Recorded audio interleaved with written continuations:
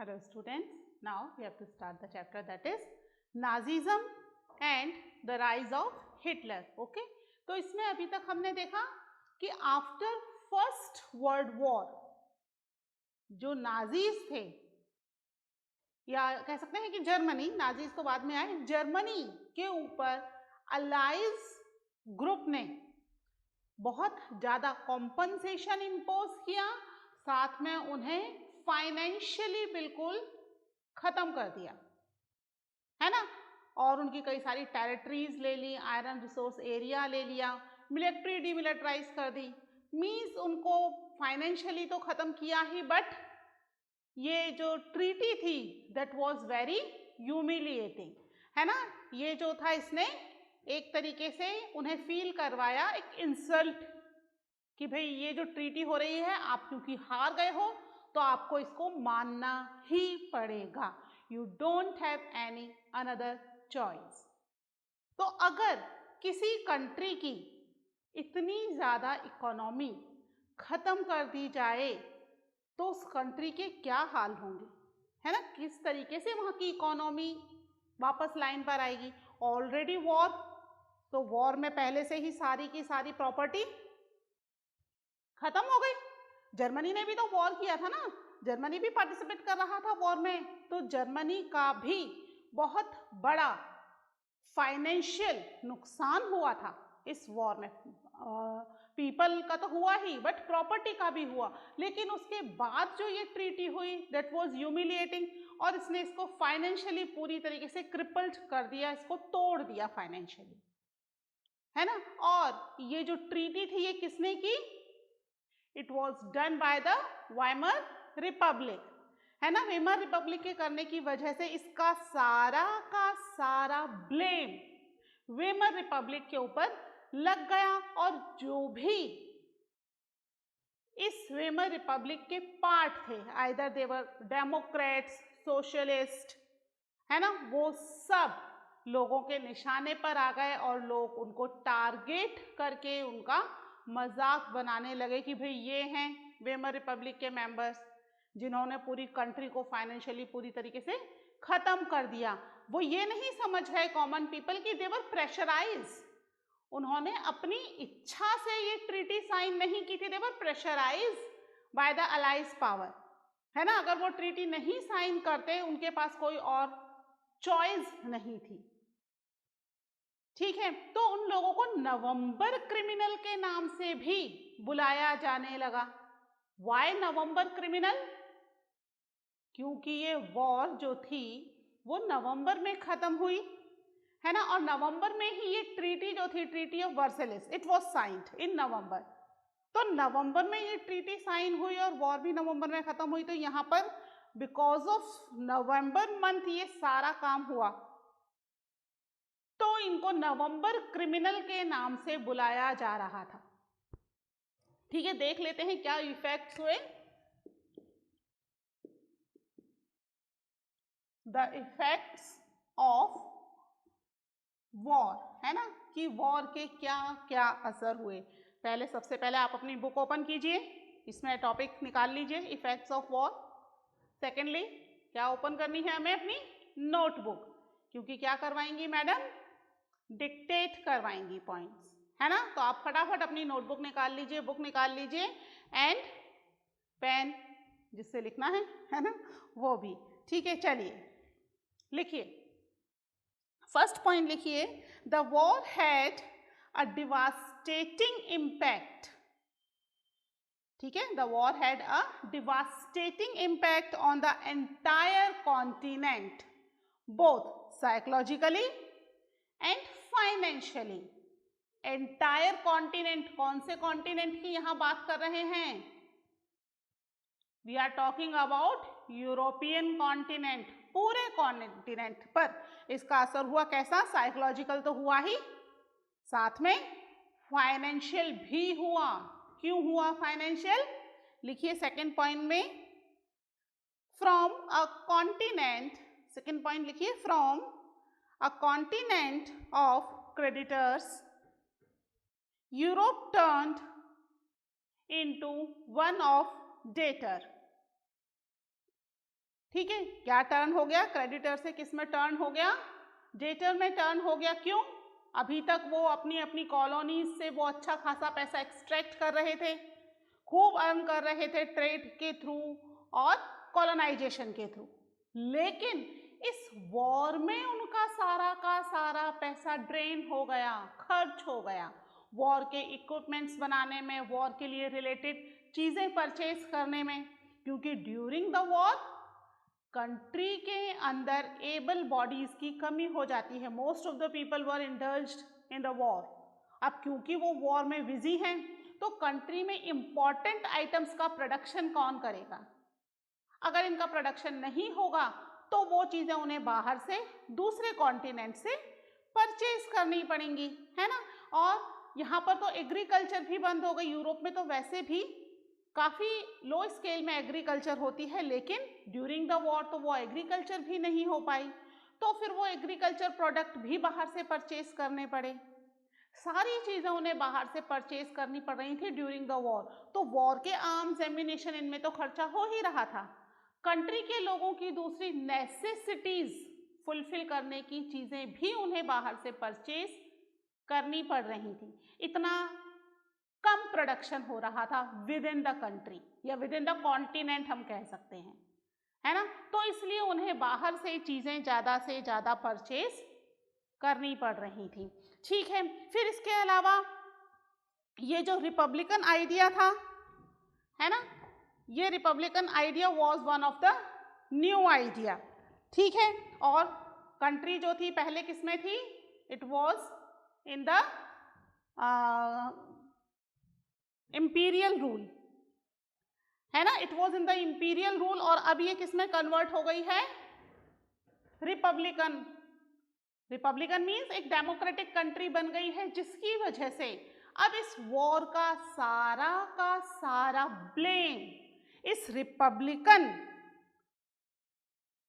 Group के ऊपर डाल दिया गया, यानी वेमर रिपब्लिक के ऊपर पूरा का पूरा बर्डन डाल दिया गया। लिखिए next point, third point, the Republic carried the burden of war guilt and national humiliation. ठीक है, Republican carried the burden of war guilt and national humiliation. ठीक है, नेक्स्ट पॉइंट लिखिए, those who supported the Weimar Republic, those who supported the Weimar Republic,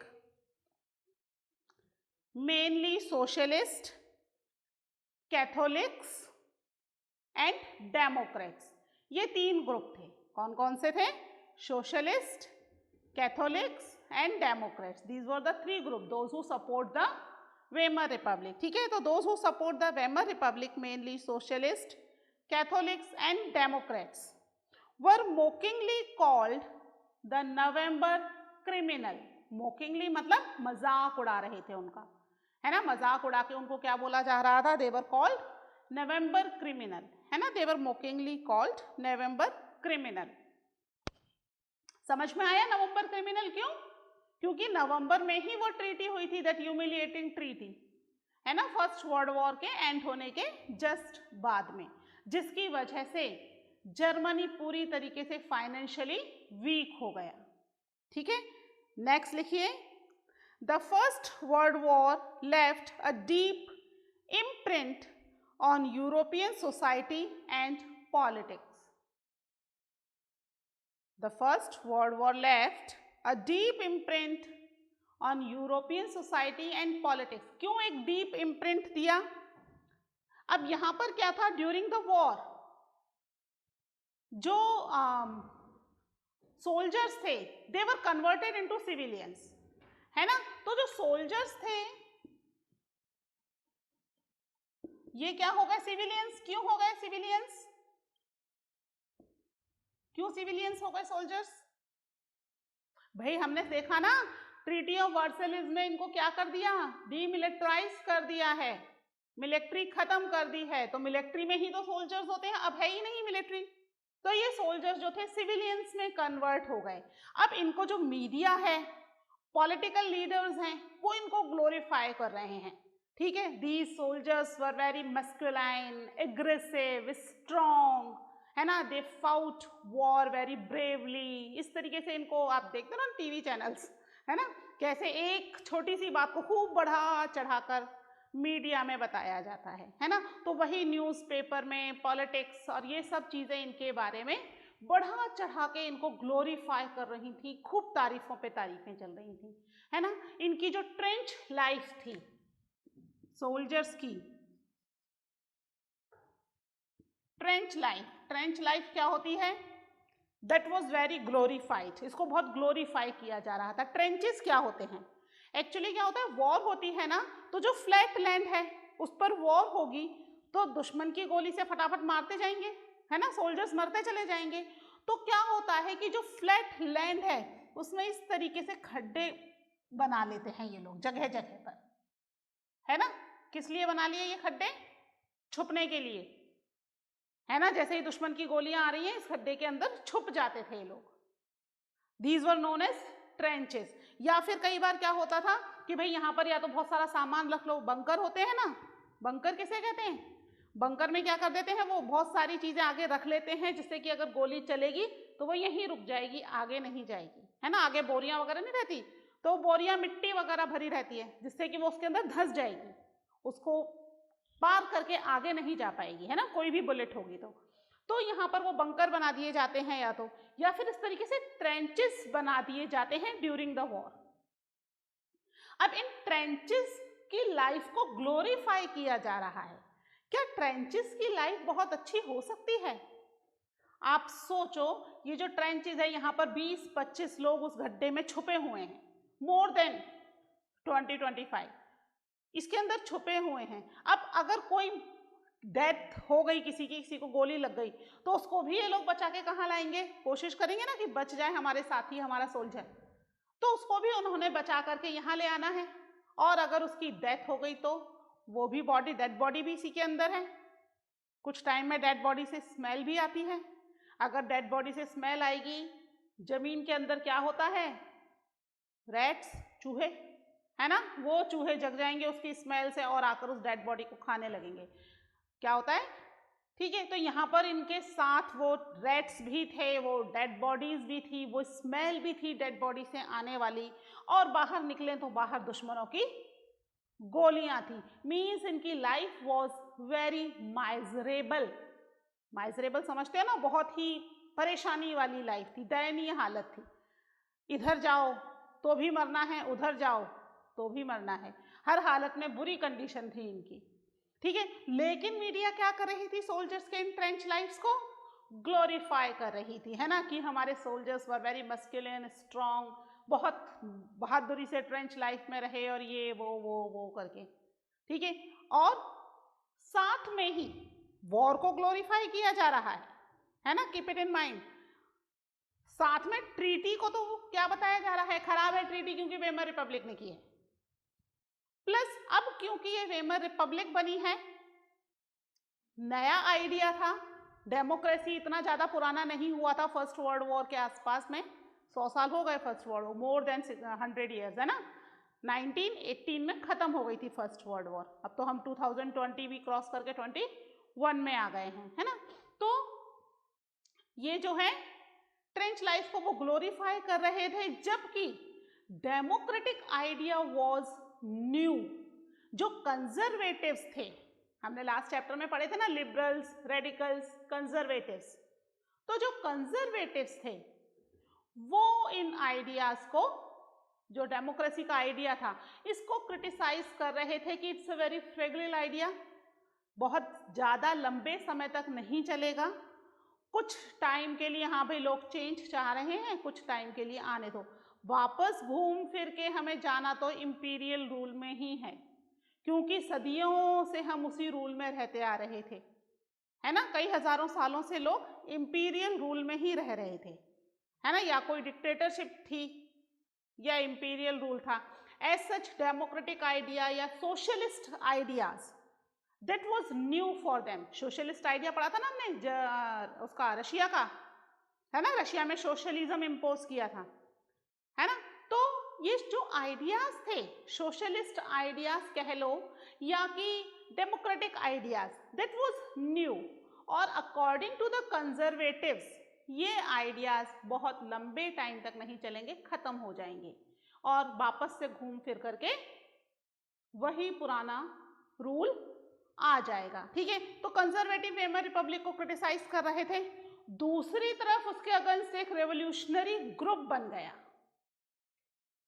जो कि Weimar Republic को हटाना चाहता है। वो नहीं चाहता वेमर रिपब्लिक रहे क्योंकि वेमर रिपब्लिक ने वो ट्रीटी की है ना। तो यानी हर तरह से नई नई गवर्नमेंट बनी है वेमर रिपब्लिक, उसको कहीं से सपोर्ट नहीं मिल रहा, हर तरफ से उसे क्रिटिसिज्म मिल रहा है, लोग चाहते हैं उसे हटा दिया जाए, है ना। और सोल्जर्स की लाइफ को ग्लोरीफाई किया जा रहा है। इन कुछ पॉइंट्स को भी लिख लेते हैं एक बार।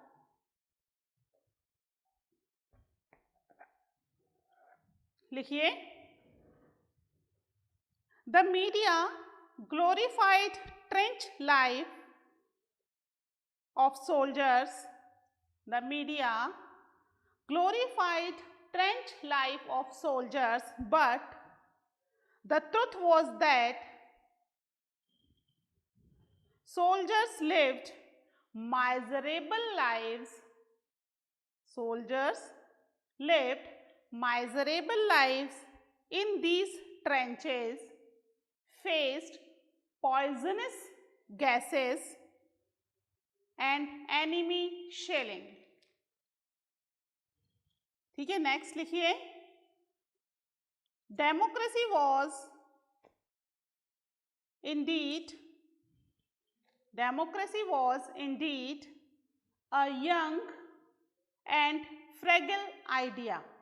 फ्रेगिल मतलब नाजुक, कमजोर, है ना, fragile idea which could not survive the instability of interwar Europe. ठीक है, इंटर-वॉर यूरोप मतलब यूरोप के वॉर के बाद वाला यूरोप, इसके अंदर ये सरवाइव नहीं कर पाएगी। डेमोक्रेसी जो है it's a fragile and the new idea. ठीक है, इसी बीच यहाँ पर पॉलिटिकल रेडिकलिज्म जो था वो शुरू हो गया। पॉलिटिकल रेडिकलिज्म मतलब पॉलिटिकली उठापटक चेंजेस आने शुरू हो गए, है ना। नेक्स्ट हेडिंग डाल लीजिए,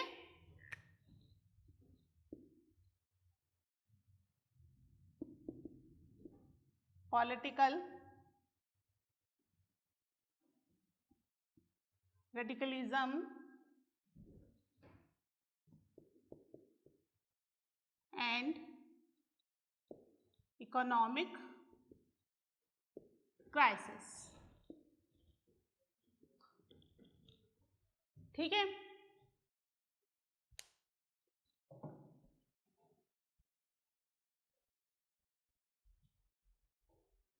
चलिए पॉलिटिकल रेडिकलिज्म।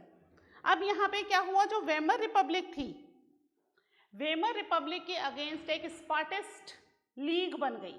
स्पार्टिस्ट लीग कैसी,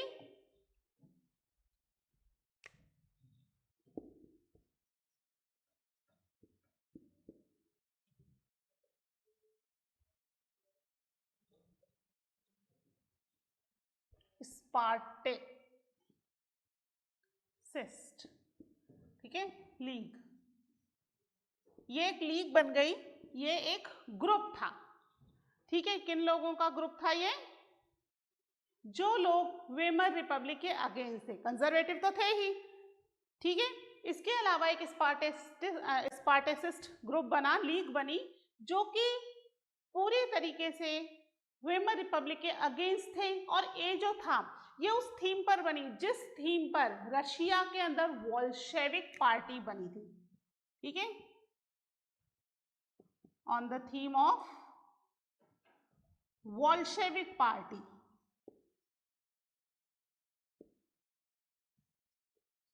याद है बोल्शेविक पार्टी ऑफ रशिया,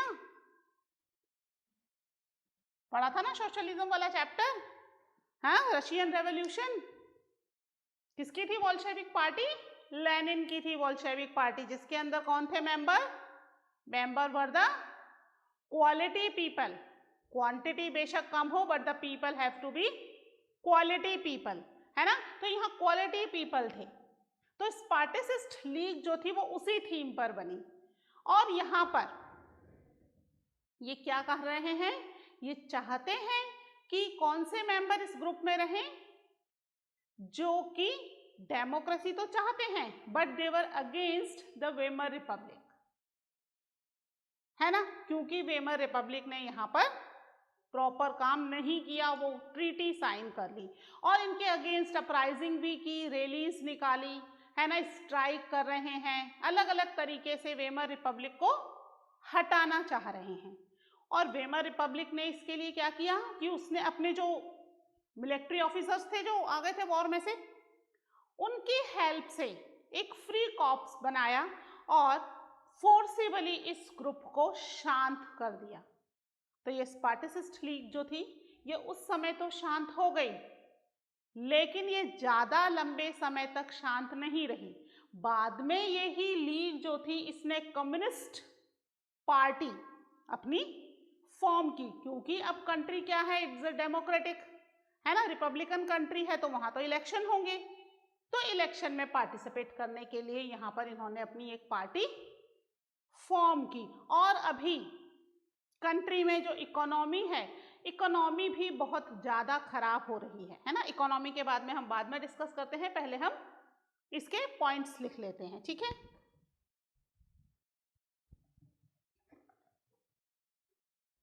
लिखिए पॉलिटिकल रेडिकलिज्म के, the birth of the Weimar Republic coincided with the revolutionary uprising of the Spartacist, है ना, Spartacist देख लेना, Spartacist League on the pattern of Bolshevik revolution in Russia। ठीक है, एक बार और मैं रिपीट कर देती हूँ, the birth of the Weimar Republic coincided with the revolutionary uprising of the Spartacist League on the pattern of Bolshevik revolution in Russia। ठीक है, नेक्स्ट पॉइंट लिखिए, the political atmosphere in Berlin was changed with demand of Soviet style governance। Soviet style governance क्यों? क्योंकि वॉल्शेविक भी क्या थी, socialist party थी, याद है ना, इसने भी कंट्री को क्या किया था, सोशलिस्ट कर दिया था। तो नाउ अब बर्लिन के अंदर, बर्लिन क्या है, it's the capital of Germany, वहां पर ये डिमांड उठ रही है बार बार कि कंट्री को एक सोशलिस्ट स्टाइल की गवर्नमेंट चाहिए, ना कि एक ऐसी डेमोक्रेटिक गवर्नमेंट जो कंट्री को कंट्रोल नहीं कर पा रही, कंट्री को ह्यूमिलिएट होने से नहीं बचा पा रही। ठीक है, आगे लिखिए, sorry, the Weimar Republic crushed the uprising with the help of war veterans organization called Free Corps। ठीक है, एक बार और रिपीट कर रही हूं, the Weimar Republic crushed the uprising with the help of war veterans organization called Free Corps। ठीक है, next लिखिए, द स्पार्टिसिस्ट लीग लेटर, बाद में है ना, later founded the Communist Party of Germany. ठीक है, बाद में यही स्पार्टिसिस्ट लीग क्या बन गई, जर्मनी की कम्युनिस्ट पार्टी बन गई। ठीक है, नेक्स्ट लिखिए, political radicalization was only heightened by the economic crisis of 1928. ठीक है, was only heightened by the economic crisis of 1923. ठीक है, 1923 में यहाँ इकोनॉमिक अपराइजिंग क्राइसिस शुरू हो गया. हम पढ़ रहे हैं ना अबाउट द इकोनॉमिक क्राइसिस. तो पॉलिटिकल प्रॉब्लम तो ऑलरेडी चल रही है. ये पॉलिटिकल प्रॉब्लम कब बढ़ गई? जब यहाँ इस कंट्री में